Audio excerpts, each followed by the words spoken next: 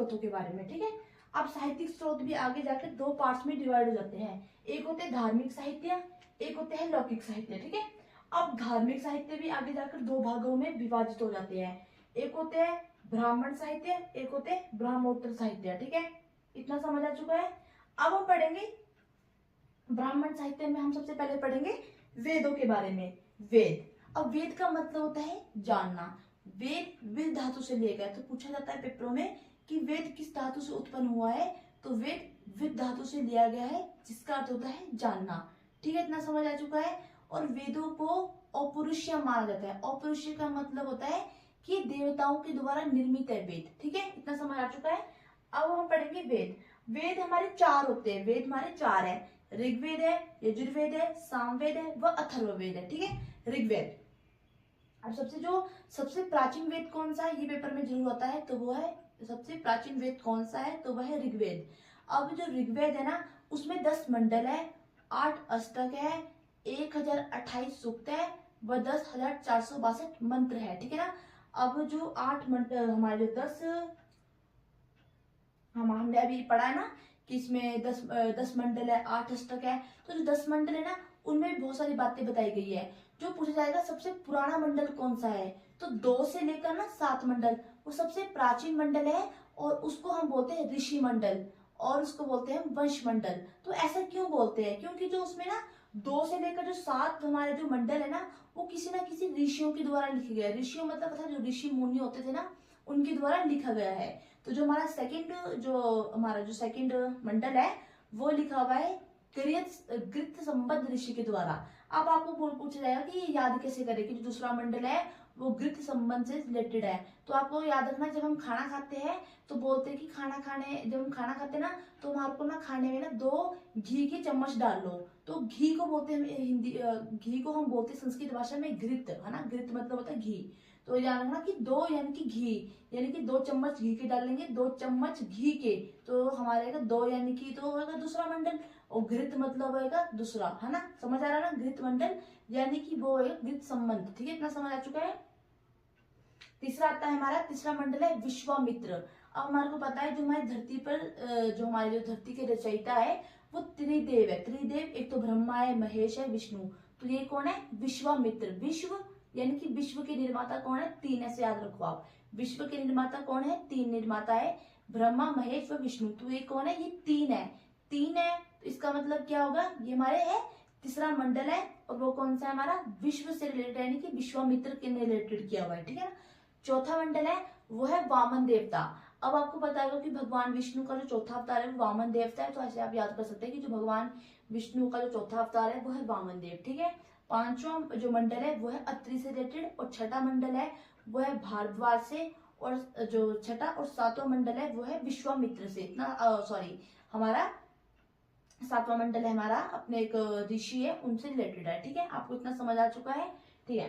तो आगे जाके हम पढ़ेंगे ऋग्वेद। इतना हमारे ऋग्वेद के बारे में, और हम थोड़ा जान सकते हैं इसके बारे में भी। और तो जो ऐसा पूछा जाता है कि जो चातुर्य वर्ण, अब चातुर्य वर्ण का मतलब होता है कि हमारे 4 वर्ण हैं, जो प्राचीन काल से हमारे 4 वर्ण चले आ रहे हैं। एक तो है ब्राह्मण, एक है क्षत्रिय, एक है वैश्य, एक है शूद्र, ठीक है। ये 4 वर्ण है ना। तो इन 4 वर्णों का उल्लेख किस मंडल में किया गया है, तो वो किया गया 10वें मंडल में। तो चातुर्य वर्ण का उल्लेख कौन से मंडल में, 10वें मंडल में, ठीक है ना। और ऋग्वेद के मंत्रों को पढ़ने वाले पुरोहित को कहते हैं हम होइत्र या फिर होता, ठीक है। ये पेपर में जरूर होता है कि ऋग्वेद के मंत्र को पढ़ने वाले ऋषि को क्या कहा जाता है, या पुरोहित को क्या कहा जाता है, तो होइत्र या फिर होता। इतना आपको ऋग्वेद के बारे में समझ आ चुका है, ठीक है। ऋग्वेद के बाद होता है हमारा यजुर्वेद। तो यजुर्वेद से आपको समझ आ रहा होगा यज्ञ, तो मतलब किस तरह से हम यज्ञ करते हैं, इसमें यज्ञ वगैरह किस तरह से करना है, ठीक है। तो ये है इसमें। अब जो यजुर्वेद है ना वो 2 होते हैं, एक होता है कृष्ण यजुर्वेद, एक होता है शुक्ल यजुर्वेद, ठीक है ना। अब जो हमारा जो यजुर्वेद है वो गद्य में भी है, वो पद्य में भी है, ऐसा है, ठीक है ना।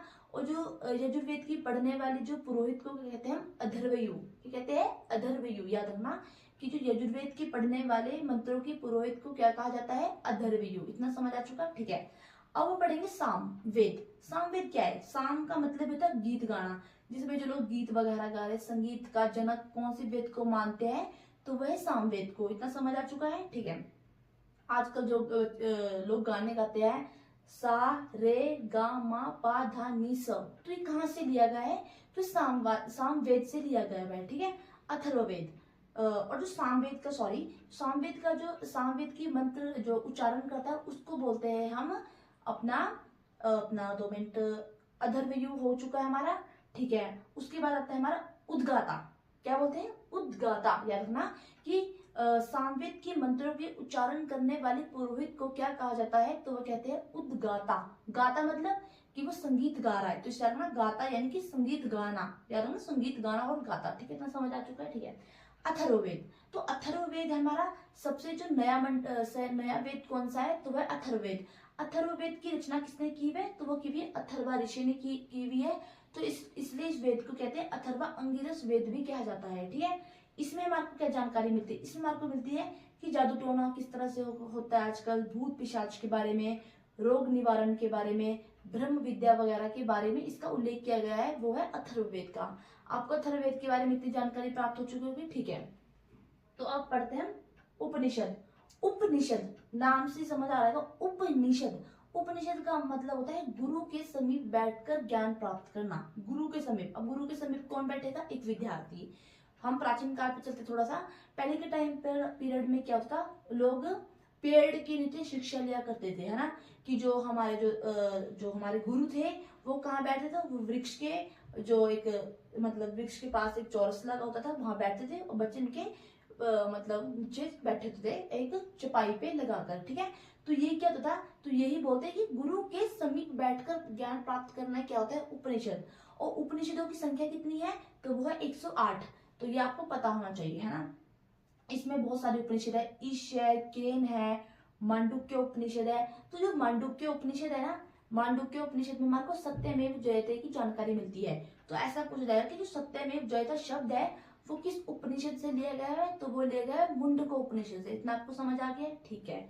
अब हम पढ़ेंगे वेदांग। वेदांग क्या होते हैं? वेदांग का अर्थ होता है कि जो वेद है ना, हमने 4 वेद हमने भी 4 वेद पढ़े हैं।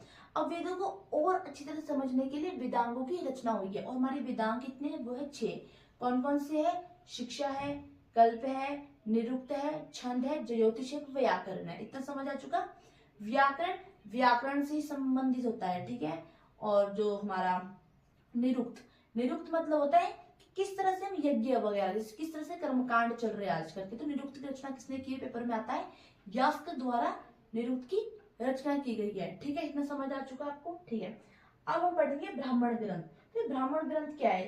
तो जो ब्राह्मण ग्रंथ है, जैसे कि हमने अब वेदों को हमने जान लिया है, वेद भी जान लिया हमने उपनिषद भी जान लिया है कि किस तरह से हम मंत्रों का उच्चारण कर रहे हैं, हम किस तरह से हम यज्ञ कर रहे हैं। तो इसको जानने के लिए हमारे पढ़ने पड़ेंगे ब्राह्मण ग्रंथ।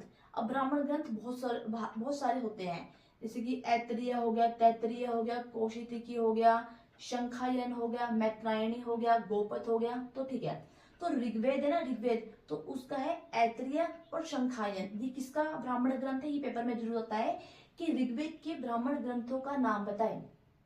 ऐतरेय और कौन सा होगा हमारा? शंखायन। इतना समझ आ गया, ठीक है। उसके बाद आता है यजुर्वेद। यजुर्वेद का मतलब होता है यज्ञ करना। अब यज्ञ किस तरह से हम करेंगे?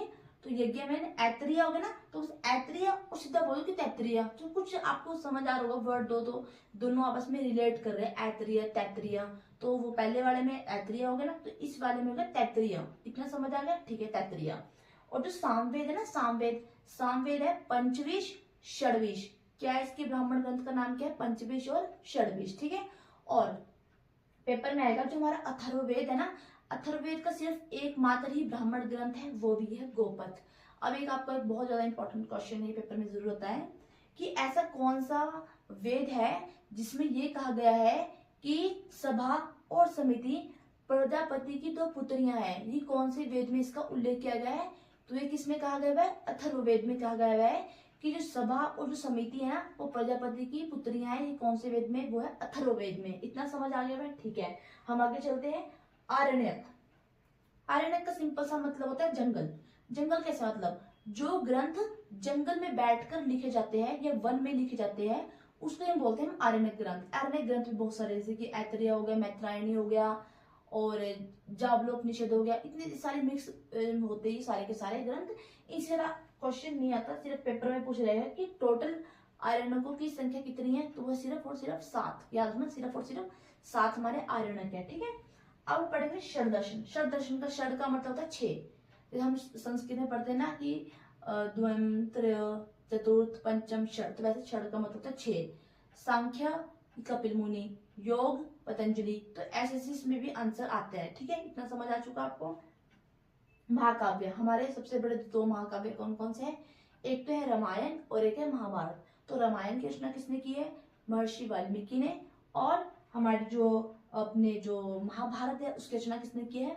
महर्षि वेदव्यास जी ने। तो आप सभी को महाभारत और रामायण के बारे में तो आपको पता ही होगा कि कितना कुछ हमने इसके बारे में जान चुके हैं। ये तो आप सभी को मतलब मालूम ही होगा रामायण और महाभारत के बारे में, तो इसके बारे में आपको ज्यादा मैं बताऊंगी नहीं। ठीक है, अब आते हैं हमारे ब्राह्मणोत्तर साहित्य।